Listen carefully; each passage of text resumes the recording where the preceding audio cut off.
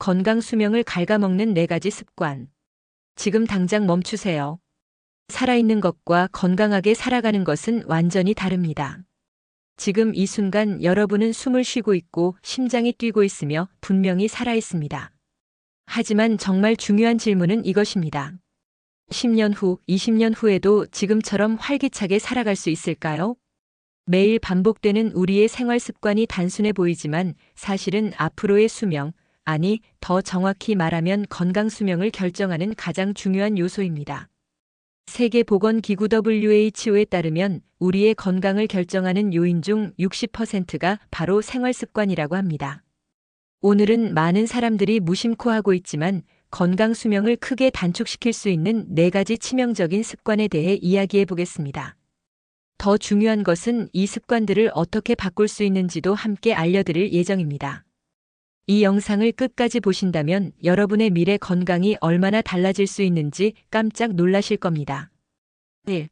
아침 식사를 거르는 습관.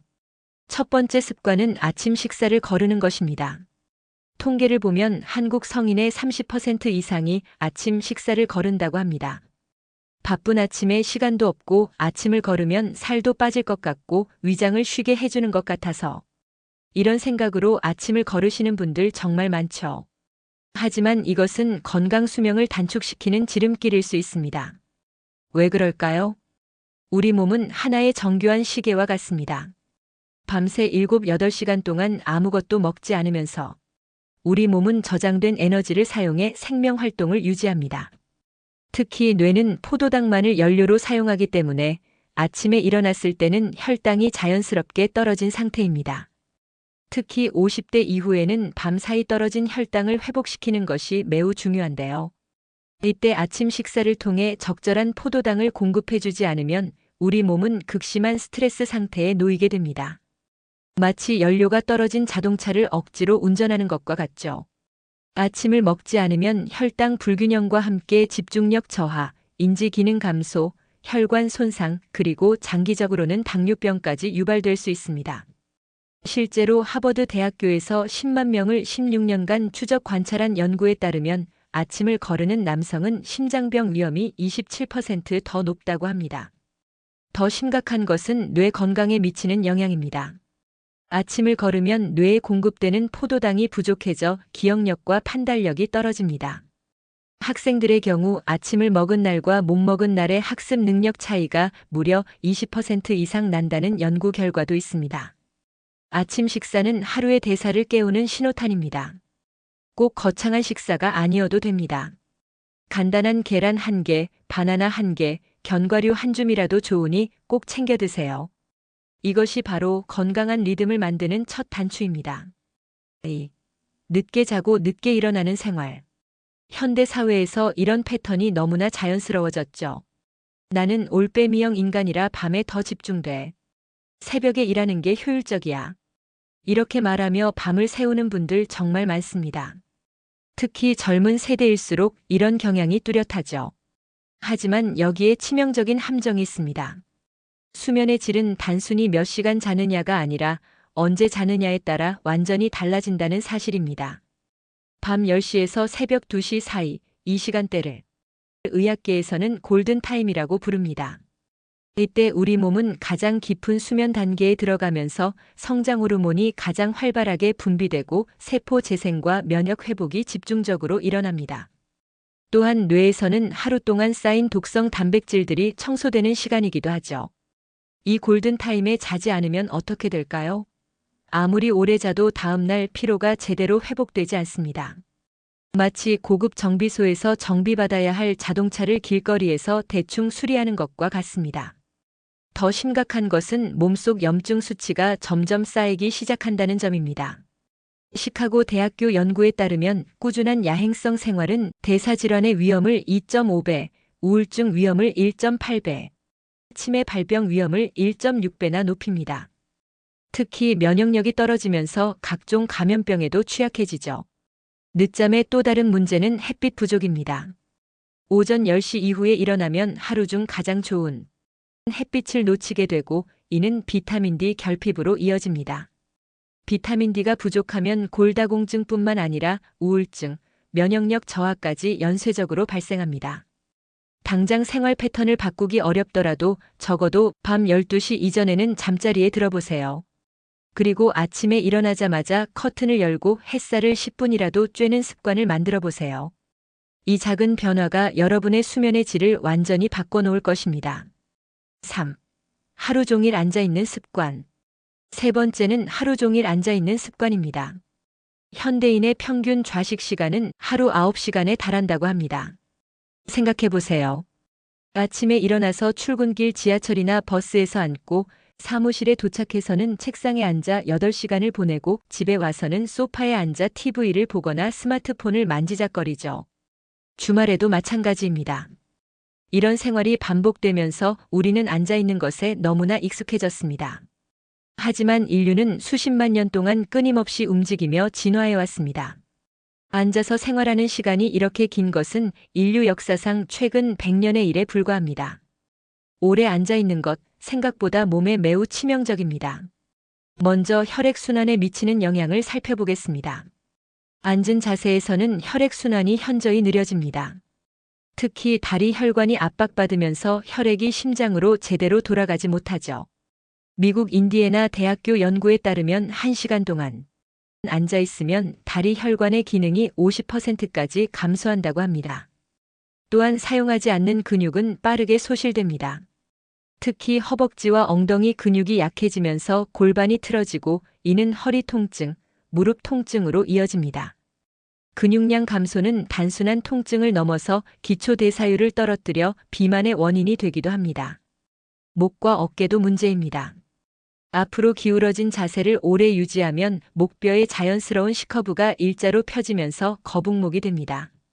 이는 두통, 어깨 결림은 물론 팔 저림까지 유발할 수 있습니다.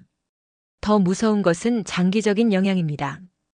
호주의 한 연구에 따르면 하루 11시간 이상 앉아있는 사람은 4시간 미만으로 앉아있는 사람보다 사망 위험이 40% 높다고 합니다. 심장병과 당뇨병 발병률이 높아지고 심지어 대장암, 유방암 등 특정 암의 발병률까지 증가한다는 연구 결과도 있죠. 왜 이런 일이 벌어질까요? 앉아있으면 인슐린 감수성이 떨어지고 혈당 조절 능력이 감소합니다. 또한 지방을 분해하는 효소의 활동이 90%까지 감소해서 복부 비만이 생기기 쉬워집니다. 해결책은 간단하지만 실천이 중요합니다. 1시간마다 5분씩이라도 일어나서 몸을 움직이세요. 화장실을 가거나 물을 마시러 가거나 간단한 스트레칭을 하는 것만으로도 충분합니다. 엘리베이터 대신 계단을 이용하고 가까운 거리는 걸어서 이동하는 습관을 만들어 보세요. 4. 스트레스를 방치하는 습관. 네 번째이자 마지막은 스트레스를 방치하는 습관입니다. 현대인이라면 누구나 스트레스를 받습니다. 업무 스트레스, 인간관계 스트레스, 경제적 스트레스, 건강 걱정까지. 하루도 스트레스 없이 살기는 어렵죠. 문제는 이 스트레스를 어떻게 관리하느냐입니다. 스트레스는 마음의 감기야. 시간이 지나면 괜찮아질 거야. 이렇게 생각하시는 분들 많으시죠. 하지만 이것은 매우 위험한 발상입니다. 스트레스를 그대로 방치하면 만성염증, 면역력 저하, 고혈압, 심지어 뇌졸중까지 연결될 수 있는 무서운 도미노가 시작됩니다. 마치 작은 균열이 있는 댐을 방치했을 때 결국 무너지는 것처럼 말이죠. 특히 만성 스트레스는 우리 뇌의 해마를 손상시킵니다. 해마는 기억과 학습을 담당하는 뇌 부위로 스트레스 호르몬에 가장 취약한 부분입니다. 이로 인해 기억력과 인지 기능이 떨어지고 심한 경우 우울증까지 유발할 수 있습니다.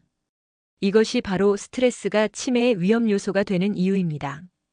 또한 스트레스는 자율신경계를 교란시켜 소화불량, 불면증, 두통을 유발하고 장기적으로는 모든 장기의 기능을 전반적으로 떨어뜨릴 수 있습니다. 심지어 스트레스가 많은 사람일수록 감기에 자주 걸리고 상처가 늦게 아문다는 연구 결과도 있습니다.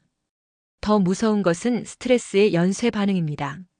스트레스를 받으면 폭식하거나 술을 마시거나 담배를 피우게 되죠.